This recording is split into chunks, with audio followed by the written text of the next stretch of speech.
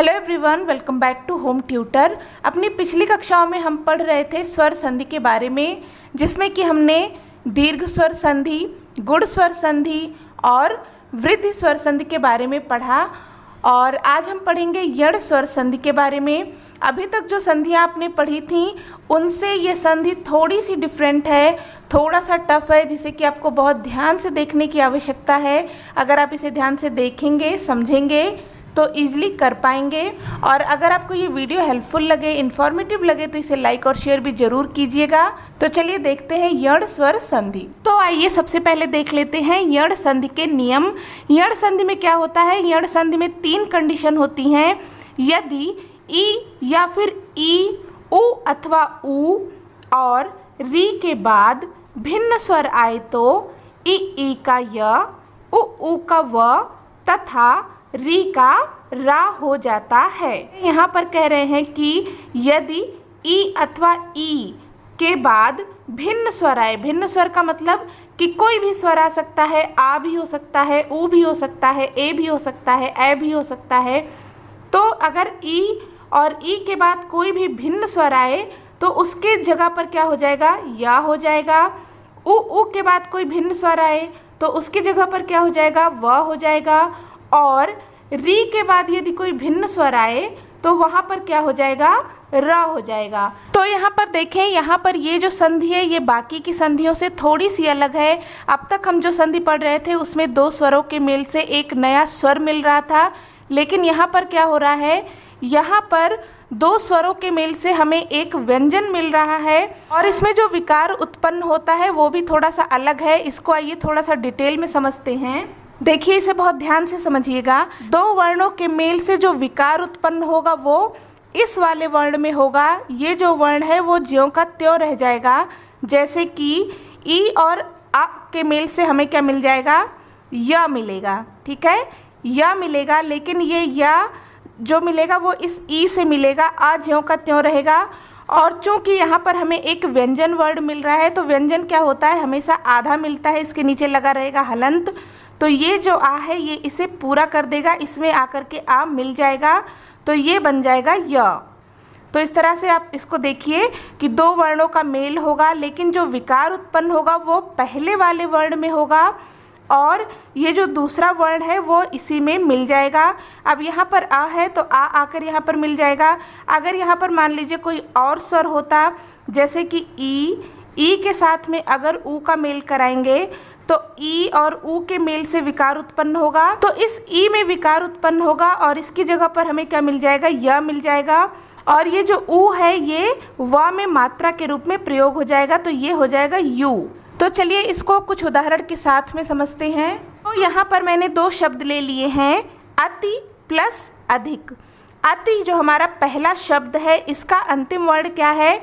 जैसा कि आप यहाँ पर देख सकते हैं, ता में ई की मात्रा लगी हुई है, यानी कि इसका अंतिम वर्ण होगा ई। और जो दूसरा शब्द है अधिक, इसका प्रथम वर्ण है अ। यहाँ पर हमें 2 वर्ण मिल गए हैं। अब इन दोनों वर्णों के मेल से हमें क्या मिल रहा है? य, जो कि इसको परिवर्तित कर रहा है। यहाँ पर जो ई है इसको परिवर्तित कर रहा है और यहाँ पर हमें मिल जाएगा य। और ये जो आ है वो इस या में मिल जाएगा। तो अब देखिए हमारे पास क्या क्या बचा। यहाँ पर हमारे पास बचा अत, ता आधा है, इसमें हम हलंत लगा देंगे क्योंकि हमने ई निकाल लिया था इसके अंदर से। और यहाँ से हमने आ को निकाला तो क्या बचा? यहाँ पर धिक बचा, इसे हम ले लेते हैं। और इन दोनों के मेल से जो विकार उत्पन्न हुआ वो क्या था? य। इसे हम यहाँ पर लिख देते हैं। अब हमारे पास क्या आ गया? अत्यधिक। इस ता को हम इस तरीके से भी लिख सकते हैं, आधा ता हो जाएगा यहाँ पे अत्यधिक, तो ये शब्द हो जाएगा अत्यधिक। इति प्लस आदि। इति का अंतिम वर्ण क्या है? ई है। आदि का प्रथम वर्ण क्या है? आ है। तो ई और आ का मेल हुआ और इसमें एक विकार उत्पन्न हुआ, तो यहाँ पर विकार कहाँ पर हुआ? ई में हुआ, उसकी जगह पर हमें मिल गया य। और ये जो आ है ये मात्रा के रूप में या में प्रयोग हो गया, तो ये बन गया या। अब हमारे पास क्या क्या बचा? ई बचा, आधा ता बचा, य यहाँ पर हमें मिला था, इसे हम लिखेंगे। और यहाँ से क्या बचा था? दी बचा था, तो ये हो गया इत्यादि। अगला उदाहरण देखिए जहाँ पर ई और ऊ का मेल होगा। जैसे कि यहाँ पर देखें हमने दो शब्द लिया है अति प्लस उत्तम। अब अति का जो अंतिम वर्ण है वो है ई और उत्तम का प्रथम वर्ण है ऊ। इन दोनों के मेल से हमें क्या मिला, या मिला। ई में परिवर्तन हुआ, ई की जगह पर या मिला और ये जो ऊ है ये मात्रा के रूप में इसमें प्रयोग हो गया। अब हमारे पास क्या क्या चीज़ें बची, हमारे पास बचा आ, आधा ता। अब यहाँ पर क्या बचा, ऊ निकलने के बाद यहाँ पर बचा आधा ता, त, म। तो ये हमें जो मिला था यहाँ पर यू, इसे पहले लिख देते हैं बीच में और इसके बाद यहाँ पर जो बचा था वो यहाँ पर इसके आगे लिख देंगे। तो ये हो जाएगा अति उत्तम। इसी तरीके से यहाँ पर दो शब्द लिया गया है प्रति प्लस एक। प्रति का अंतिम वर्ण है ई, एक का प्रथम वर्ण है ए। इन दोनों का मेल हुआ तो विकार किस में होगा, ई में होगा।